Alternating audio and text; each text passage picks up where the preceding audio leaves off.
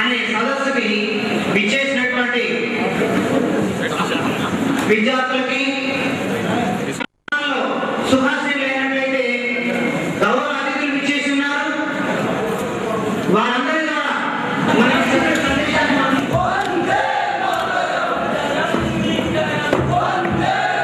గౌరవనీయులు ఖమ్మం జిల్లా ఎస్పీ గారు ఏమి గ్రంథనాథ్ గారిని కూడా వేదిక మీద సాధారణంగా ఆహ్వానిస్తున్నాం. గౌరవనీయులు లక్ష్మీ ప్రసాద్ గారిని ప్రముఖ విద్యావేత్త కల్లూరు వివేకానంద రావాల్సిన సాధారణంగా ఆహ్వానిస్తున్నాం.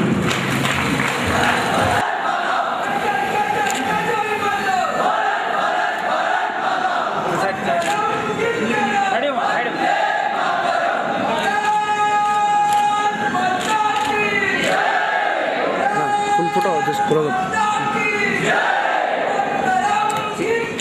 చేయండి.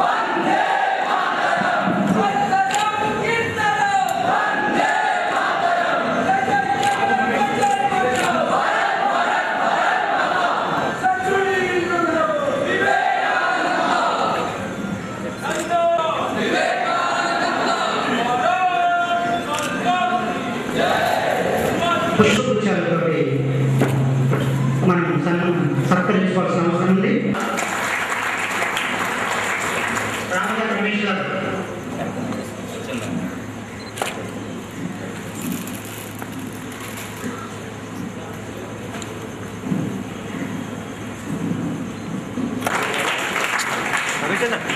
చెప్పండి.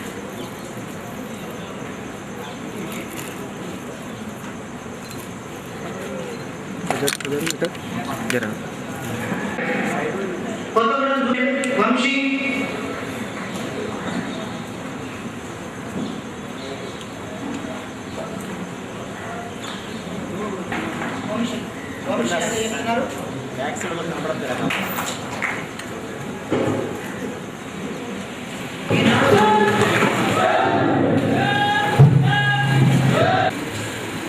స్వామి వివేకానంద 150వ జయంతి ఉత్సవ సమితి వారి ఆధ్వర్యంలో భవ్య భారత నిర్మాణంలో మన పాత్ర ఈ విషయం మీద ఇక్కడికి ఆమంత్రించిన పెద్దలకు, అదేవిధంగా నాతో పాటు హైదరాబాద్ నుంచి విచ్చేసిన మిత్రులు గప్ప నాగేశ్వరరావు గారికి, అదేవిధంగా మా లీడ్ ఇండియా సంస్థలో ముఖ్య భూమిక పోషిస్తున్న ఖమ్మం నగరానికి ఈరోజు రావడానికి కారణమైన మిత్రుడు రమేష్ గారికి, అదేవిధంగా ఇక్కడ ఈ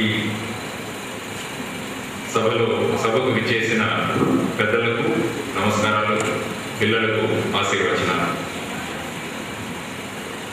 దేశమంతటా స్వామి వివేకానంద 150వ జయంతి సందర్భంగా ఎన్నో ఉత్సవాలు, ఎన్నో కార్యక్రమాలు జరుగుతున్నాయి. అందులో భాగంగా 11వ తారీఖున ప్రతి చోట వివేకానంద మహానుభావుని స్మరించుకుంటూ, ఆయన వివేకానంద గారిని స్మరించుకుంటూ ఆ రోజు యూత్ తరఫున ఒక పరుగు పందెం లేదా రన్ అనొచ్చు మనం, దాన్ని ఆయోజనం చేయడం జరిగింది. ఈ సెప్టెంబర్ 11వ యొక్క విశేషత ఏంటి అన్నది ముఖ్యంగా పిల్లలకు తెలియాలి. అక్కడ కూర్చున్న పిల్లల్లో ఎవరైనా చెప్పగలరా ఈ 11 సెప్టెంబర్ ప్రాముఖ్యత ఏంటి? ఎవరైనా ఈ 11వ సెప్టెంబర్లో ఆ వైశిష్టత ఏంటి అన్నది ఎవరైనా చెప్పగలగలరా? మీకు కూడా నేను ఇండికేట్ చేయడం అంటే మీ లక్ష్యం మనలో డిస్కస్ చేయకుండా వీళ్ళ దగ్గర మనం కేంద్రీకరించగలిగితే మన సంఖ్య పెరుగుతూ పోతుందని చెప్పడానికి నేను ఉదాహరణ. కాబట్టి ఈ సంఖ్యను పెంచుకుంటూ పోవాలి, ఈ సంఖ్యను పెంచుకుంటూ పోవాలి. నువ్వు ఇక్కడ సమితి సభ్యుడవా? ఎక్కడెక్కడ చదువుతున్నావు? కవితా మెమరీ సందర్భంగా ఈ యువత ఇంకా ఎవరైనా బాబు మీరు పడే పండుగ వాడెవరు సమాధానం చూడండి ఎలా వస్తుందో. చక్క సమాధానాలు. వివేకానంద ఎవరంటే సమాధానం రాదు. ఎవరు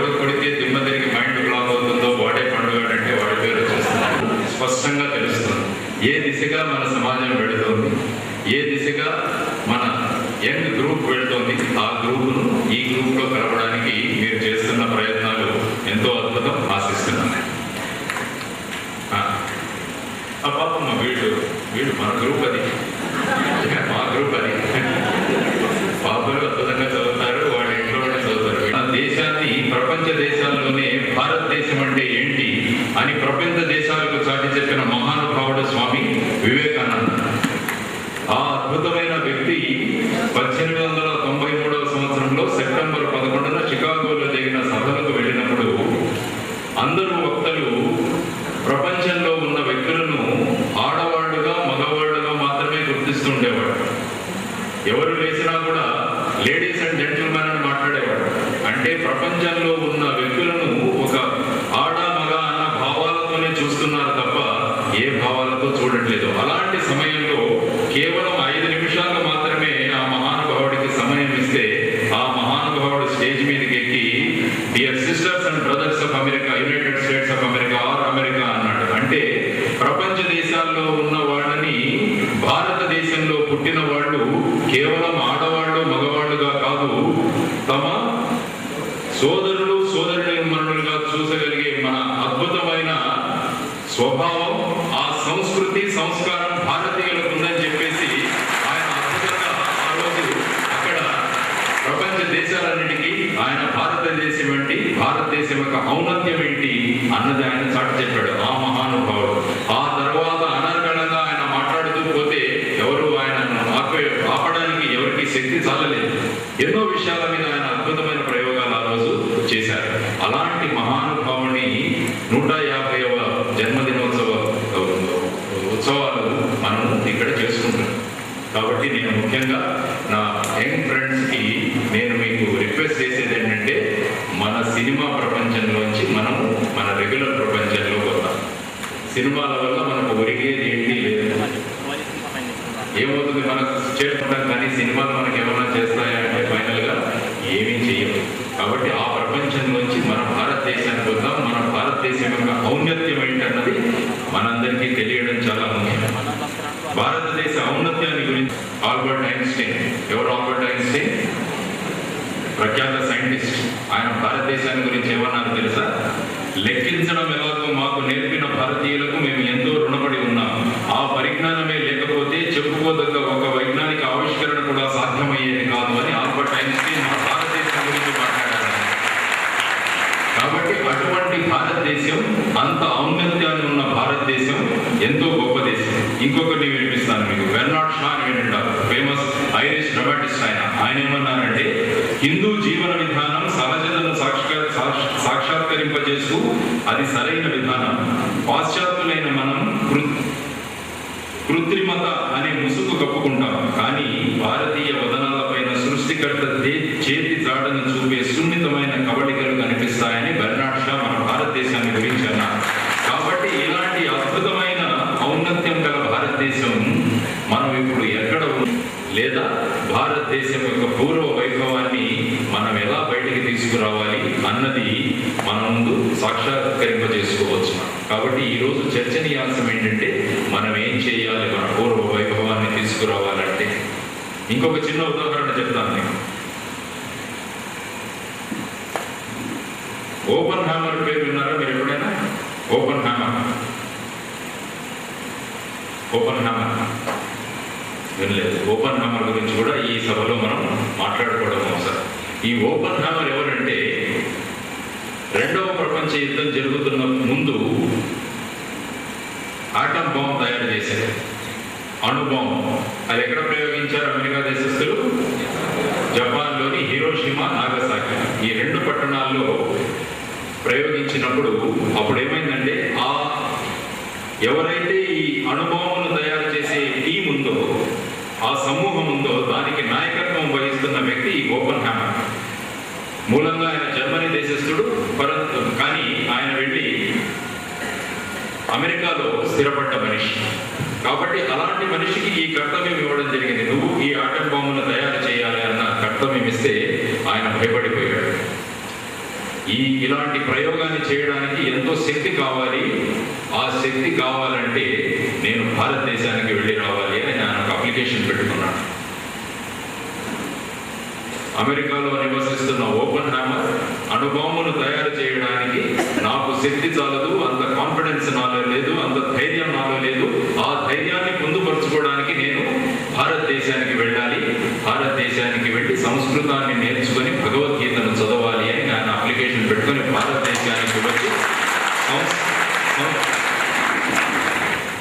సంస్కృత భాష నేర్చుకొని తర్వాత ఆయన భగవద్గీతను చదివి తిరిగి అమెరికా దేశానికి వెళ్ళి ఆయన 1945వ సంవత్సరంలో ఈ మ్యాన్హట్టన్ ఎక్స్పెరిమెంట్ అంటారు. మీ దగ్గర ఎవరైనా ఇంటర్నెట్ ఉంటే చూసుకోండి, మ్యాన్హట్టన్ ఎక్స్పెరిమెంట్ అంటారు దీన్ని.